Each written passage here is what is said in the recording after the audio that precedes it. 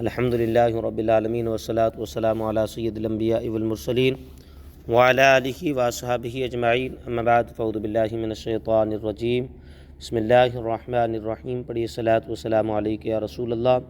وعلی آلک واصحابک یا حبیب اللہ صلی اللہ تعالی علیہ وآلہ وسلم۔ سورہ سجدہ آیت نمبر 14 اور 15۔ اعوذ باللہ من الشیطان الرجیم، فذوقوا بما نسیتم لقاء یومکم ھذا انا نسیناکم وذوقوا عذاب الخلد بما کنتم تعملون۔ تو اب چکھو اس بات کا بدلہ کہ تم نے اپنے اس دن کی حاضری کو بھلا دیا تھا، بے شک ہم نے تمہیں چھوڑ دیا اور اپنے اعمال کے بدلے میں ہمیشہ کے عذاب کا مزہ چکھو۔ فذوقوا تو چکھو، جب کافر جنات اور انسان جہنم میں داخل ہوں گے تو جہنم کے خازن ان سے کہیں گے تو اب عذاب کا مزہ چکھو، کیونکہ تم نے اپنے اس دن کی حاضری کو بھلا دیا تھا اور دنیا میں ایمان نہ لائے تھے، بے شک ہم نے تمہیں عذاب میں چھوڑ دیا، اب تمہاری طرف کوئی توجہ نہ ہوگی اور تم اپنے کفر و تکذیب کے بدلے میں ہمیشہ کے عذاب کا مزہ چکھو۔ انما یؤمن بآیاتنا الذین اذا ذکروا بها خروا سجدا وسبحوا بحمد ربهم وهم لا يستكبرون۔ ہماری آیتوں پر وہی لوگ ایمان لاتے ہیں کہ جب ان آیتوں کے ذریعے انہیں نصیحت کی جاتی ہے تو وہ سجدے میں گر جاتے ہیں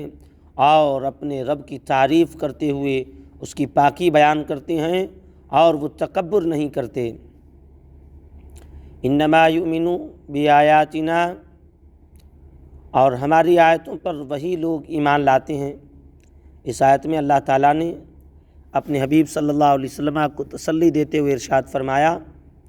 کہ حبیب صلی اللہ علیہ وسلم، کفار کے ایمان نہ لانے کی وجہ سے آپ غمزدہ نہ ہوں،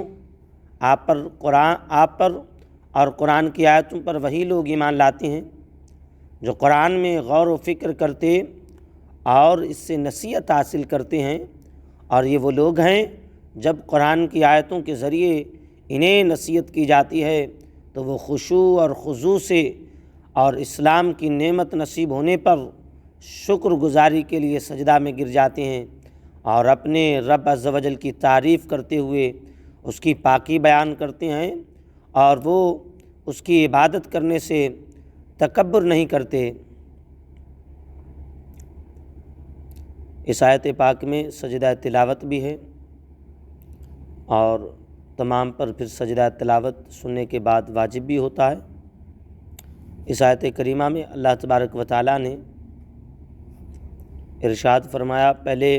کفار کے حوالے سے فرمایا کہ وہ قیامت کا کس طرح کا مزہ چکھیں گے اور جہنم کا، اور ان کو جہنم کے دروغہ، جہنم کے خازن کس طرح ان سے کہیں گے۔ اس کے بعد ایمان والوں کی کچھ اوصاف بیان فرمائے کہ قرآن مجید اور رسول پاک صلی اللہ علیہ وسلم پر ایمان تو وہ لوگ لاتے ہیں جو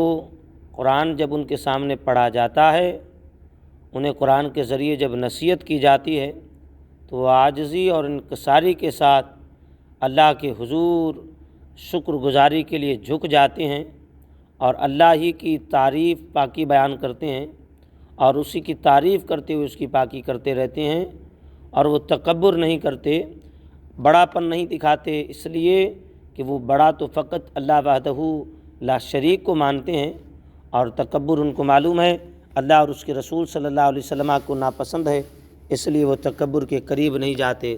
تو اللہ تعالیٰ نے اس آیت میں ایمان والوں کے وصف بیان فرمائے۔ اللہ تبارک و تعالیٰ ہمیں بھی اپنے پیارے حبیب صلی اللہ تعالیٰ علیہ وآلہ وسلم کے وسیلے سے صحیح معنوں میں قرآن مجید سے نصیحت حاصل کرنے اور عاجزی اور انکساری کرنے کی توفیق نصیب فرمائے، آمین، بجاہ النبی الامین صلی اللہ تعالیٰ علیہ وآلہ وسلم۔